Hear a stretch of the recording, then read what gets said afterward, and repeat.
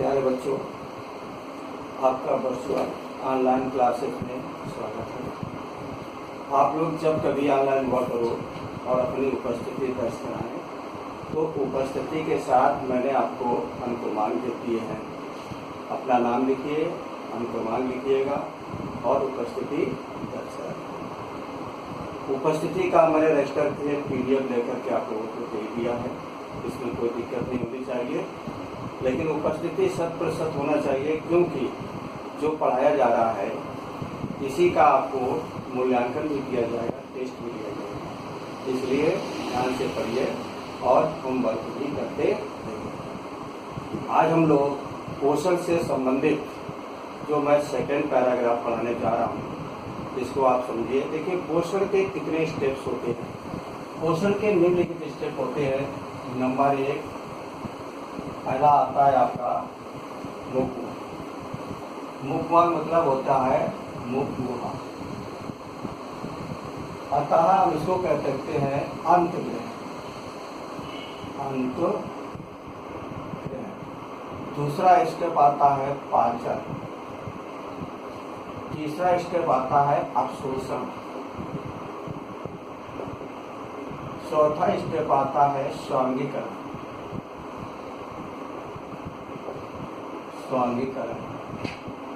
और 5वां स्टेप आता है आपका परिक्षेपण।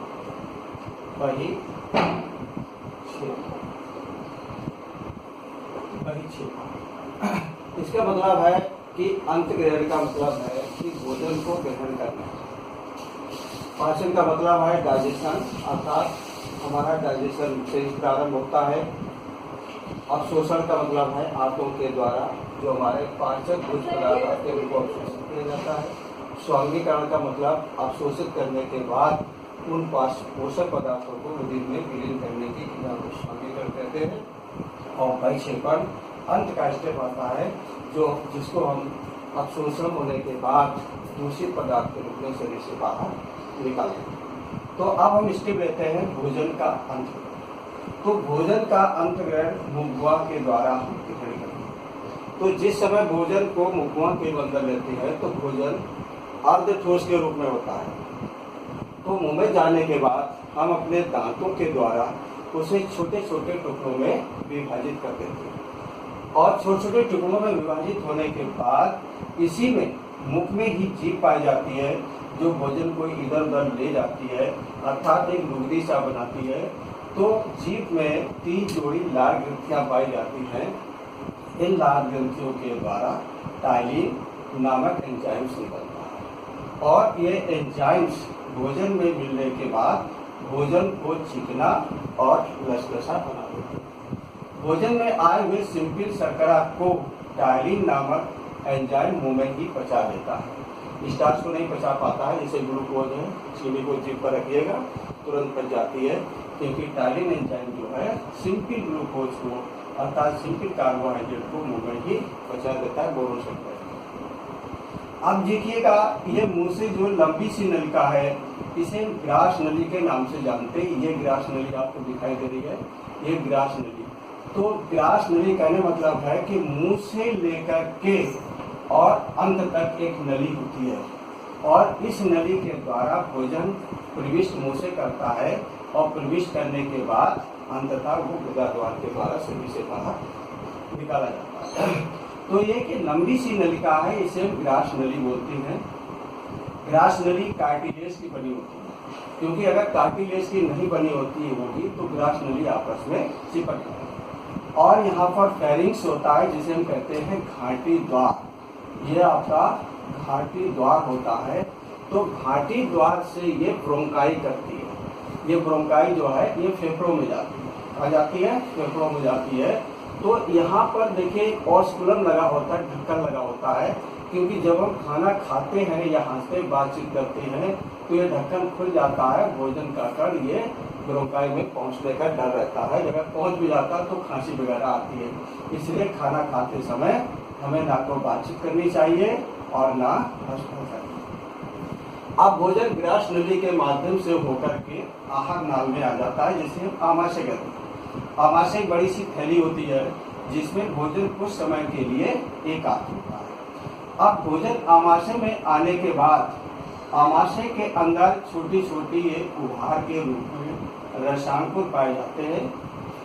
अब इन रसांकुरों के द्वारा आमाशय के अंदर HCl हाइड्रोक्लोरिक अम्ल निकलता है। तो हाइड्रोक्लोरिक अम्ल निकल करके भोजन को अम्लीय माध्यम में बदल देता है। अब हाइड्रोक्लोरिक अम्ल को देखा जाए तो इसके निम्नलिखित कार्य हम लिख सकते हैं। पहला कार्य होता है कि भोजन को अम्लीय माध्यम में बदल देता है। दूसरा, भोजन को सड़ने से बचाता है। तीसरा, भोजन में आए हुए हानिकारक जीवाणुओं को नष्ट कर देता है। अब ये जो भोजन को अम्लीय माध्यम में बदलने के बाद ये अम्लीय भोजन जो है आमाशय में अम्लीय माध्यम में बदल जाता है। तो अब ये रसायनों के द्वारा HCl निकला और प्रोटीन पाचक एंजाइम पेप्सिन निकला, यही से पेप्सिन निकला। तो पेप्सिन जो होता है ये एक उत्प्रेरक के रूप में एंजाइम कार्य करता है जो भोजन को पोषक तत्वों को स्निग्ध तत्वों में परिवर्तित कर देता है। तो जो हमने प्रोटीन खाई है ये पेप्सिन नामक एंजाइम जो है आपका अमीनो अम्ल में परिवर्तित कर देता है।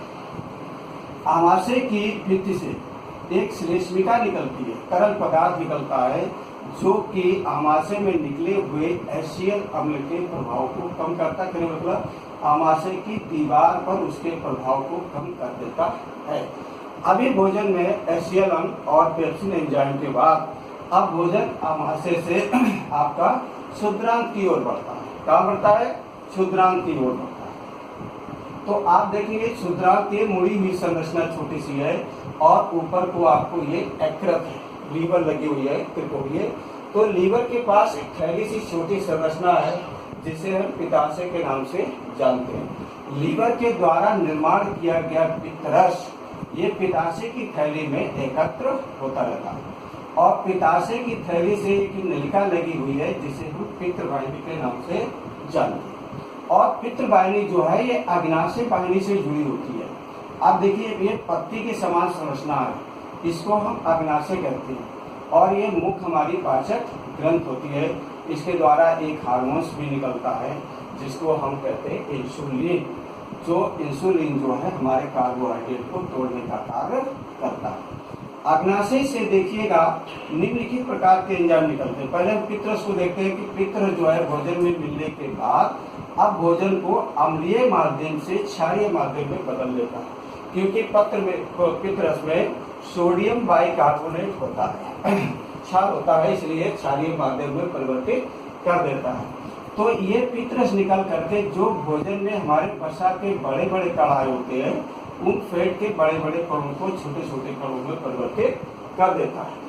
अब पित्ताशय से निम्नलिखित एंजाइम निकलते हैं। नंबर 1 तो आपका निकलेगा प्रोटीन पाचन ट्रिप्सिन, आपका ये ट्रिप्सिन निकलेगा।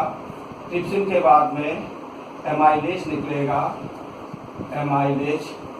एमाइलेज के बाद में लाइपेज एंजाइम निकलेगा। अब इनके देखिए क्या कार्य होता है। तो एमाइलेज एंजाइम जो है ये कार्बोहाइड्रेट को पचाता है, स्टार्च को पचाता है।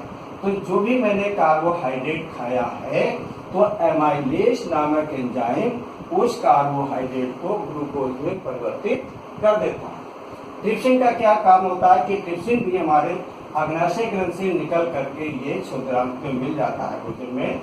तो जो मैंने प्रोटीन खाई है उस प्रोटीन को ट्रिप्सिन नामक एंजाइम अमीनो अम्ल में परिवर्तित कर देता है और यही अमीनो अम्ल यकृत तुरंत यूरिया में बदलता है और यूरिया जो है शिथिल हो जाती है तो हमारे शरीर को हानि नहीं पहुंचाती है, वो शरीर से बाहर निकल जाती है।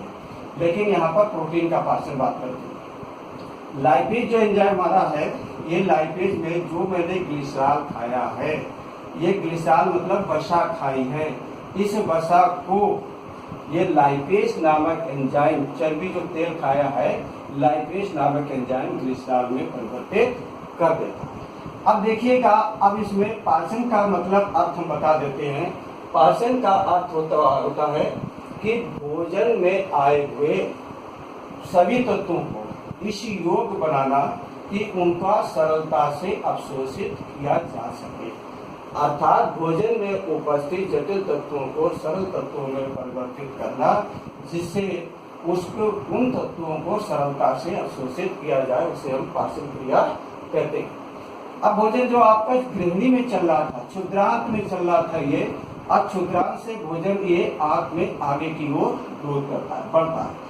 अब आगे की ओर बढ़ेगा भोजन, और बढ़ने के बाद आगे चलकर आपको अपेंडिक्स दिखाई देती है, जिसे हम परिशिष्टा बोलते हैं। लेकिन परिशिष्टा का इस समय हमारा कोई काम नहीं है, ये हमारे शरीर में अवशेषीय के रूप में पड़ी है कि जब हम लोग कार्बोहाइड्रेट न खा करके सेलुलोज खाते थे, जैसे घास है, कंदमूल है, ऐसी चीजें खाते थे, तो समय परिशिष्टा उस सेलुलोज को पचाने का कार्य करती थी। आज अपेंडिक्स का कोई काम नहीं है। तो अब ये भोजन जो है आपका क्षुद्रांत, यहाँ से क्षुद्रांत में पहुँचने के बाद ये छोटी छोटी आंत बहुत लंबी होती है, जबकि आपने देखा है कि शाकाहारी प्राणियों की आंत जो होती है लगभग 6 मीटर तक होती है, जबकि मांसाहारियों की आंत बहुत छोटी होती है। तो आंत में ही छोटे छोटे बिलाई पाए जाते हैं, जिसको हम रसांकुर के नाम से जानते हैं। ये बिलाई होते हैं, जिसे रोग भी बोल सकते हैं। तो इन रसांकुरों के द्वारा भोजन में आए हुए पोषक तत्वों को अवशोषित कर लिया जाता है, और इन्हीं आंत में रुधिर कोशिकाएं भी पाई जाती हैं। तो अवशोषण का मतलब क्या समझ में आया कि भोजन में आए हुए पोषक तत्वों को अवशोषित करके रुधिर में विलीन करने की क्रिया को अवशोषण कहते हैं। तो ये जब पोषक तत्व सारे मेरे अवशोषित हो जाते हैं, तो ये पानी और भोजन एक कीचड़ के रूप में ये क्षुद्रांत से होता हुआ आगे बढ़ता है, और आगे बढ़ता हुआ भोजन आपका कहाँ आ जाता है, ये बड़ी आंत बृहदांत में आ जाता है। यहाँ पर बृहदांत में भी भोजन का अवशोषण होता है, जो भी पोषक तत्व बचे होते हैं उनका अपना अवशोषण कर लिया जाता है। तो बृहदांत में क्या होता है कि भोजन में जो पानी है वो पानी अलग हो जाता है, और अर्ध ठोस के रूप में मल अलग हो जाता है। तो इसमें पानी को क्या होता है, ये मूत्राशय की थैली में इकट्ठा कर दिया जाता है, और जो ये है आपका ठोस पदार्थ ये मलाशय में एकत्र हो जाता है। तो समय समय पर गुदा द्वार के माध्यम से इस दूषित पदार्थ को शरीर से बाहर निकाल दिया जाता है। अब आता है स्वांगीकरण। स्वांगीकरण के बाद में आपका, तो मैंने अवशोषण बता दिया। स्वांगीकरण का मतलब ये होता है कि भोजन में आए हुए पोषक तत्वों को अवशोषित करने के उपरांत उसे रुधिर के माध्यम से विभिन्न ऊतकों अथवा ऊतकों एवं कोशिकाओं में विलीन करने की क्रिया को हम स्वांगीकरण कहते हैं। तो ये स्वांगीकरण के द्वारा पोषक तत्व सारे रुधिर माध्यम के रुधिर के द्वारा आपके सारे सेल्स में पहुंच जाते हैं, और सेल्स में पहुंचने के बाद ग्लूकोज है तो टूट करके ऊर्जा देती है। प्रोटीन पहुंची है तो प्रोटीन का काम होता है बिल्डिंग मटेरियल का, जो हमारे टूटे फूटे अंगों को निर्माण करती है।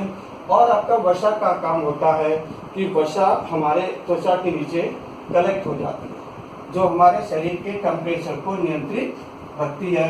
और आवश्यकता पड़ने पर लीवर वसा, जो हमारी ग्लाइकोजन के रूप में वसा जमा हुई है, वो लीवर ग्लूकोज के रूप में परिवर्तित करती है, और परिवर्तित करने के बाद हमारी बॉडी को पूरा कार्य करने के लिए शक्ति प्रदान कर देती है। इसके उपरांत आता है वैक्षेपण। तो वैक्षेपण का मतलब होता है कि दूषित पदार्थ को शरीर से बाहर निकालने की क्रिया को वैक्षेपण कहते हैं। अर्थात जो भी हमारा दूषित पदार्थ बनता है उसे समय समय पर शरीर से बाहर निकाल दिया जाता है।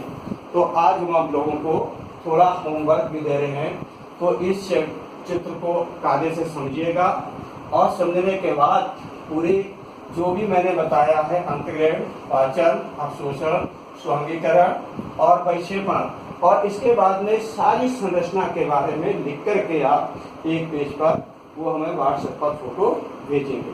और कुछ हम आपको गृहकार भी दे रहे हैं, तो गृहकार आपको मैं बोले देता हूँ, आप उनको लिख लीजिएगा। एक तो है लैपटॉप को संपूर्ण पाचन क्रिया के संबंध में मैंने जो भी समझाया है, इसको आप नोट्स के रूप में अपने कॉपी पर लिख लेना। क्योंकि एग्जाम के लिए बहुत महत्वपूर्ण है। आपके टेस्ट में आ सकता है और बोर्ड में भी आता है, इसलिए इसको अच्छी तरीके से लिख लेना। बहुत बहुत धन्यवाद प्यारे बच्चों। लेकिन ये ध्यान रखिएगा कि होमवर्क आपको मैं दूंगा लिख करके, उसको होमवर्क पूरा करके आप हमारे ग्रुप पर अवश्य